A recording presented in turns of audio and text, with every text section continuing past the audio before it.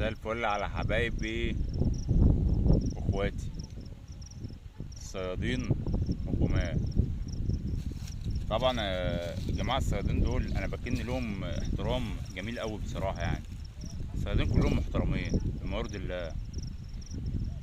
كل همه في عدته، في ازاي ينظف العده، ازاي يعمل عده جميله، ازاي يطلع يقعد قعده حلوه، وتلاقيه هادي ورايق كده. ربنا يصلح لهم حالهم يا رب. يلا بقى نشوف هنصطاد ايه النهارده. يلا يلا بينا. صلى على النبي بقى كده، نشوف هنصطاد ايه النهارده.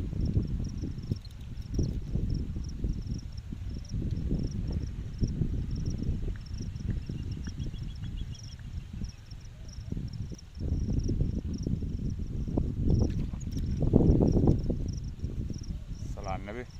دي البداية، بداية مبشرة، وده زي العسل. اخواتنا حبايبنا. هو بصوا بقى ان انتوا بالراحة، بس بالراحة. هنا يا جماعة طبعا، ولله الحمد. هي القعدة جميلة. تمام. في اول الكلام خالص لازم تختار القعدة اللي انت هتقعدها. ظبط دنيتك. ظبطت الدنيا يبقى انت كده هتروق دماغك، والدنيا بتاعتك هتبقى جميلة.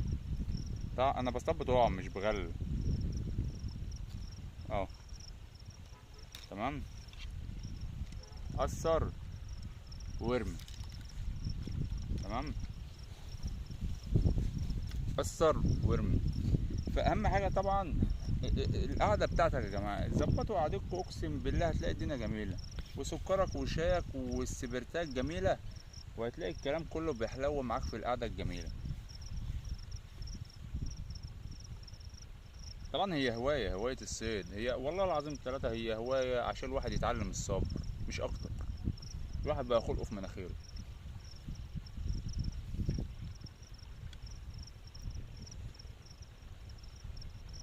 تقول لي هتجيب الصبر منين؟ اطلع اصطاد. عايز صبر؟ اطلع اصطاد. ده الراجل اللي قالك ان الصيد ده بيعلم الصبر اقسم بالله ما كدبش والله. واحد امبارح كان بيصطاد، كسر العود وسابه ومشي. مفهمش ليه. ما عادش صبر يا جماعه، الصبر ما عادش فيه صبر.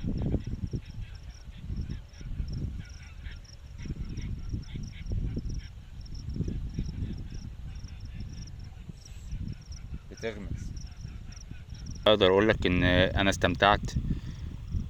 يعني انا عايز اقول لك ان النهارده باذن الله، يعني ان شاء الله ربنا اكرمنا ب3 كيلو سمك من نفس النوعيه اللي قدامكم دي. كان حاجه جميله ولطيفه، يوم عدى جميل ولطيف بصراحه. اي نعم الشمس ضربتنا في دماغنا، بس رجعنا بعقلنا الحمد لله.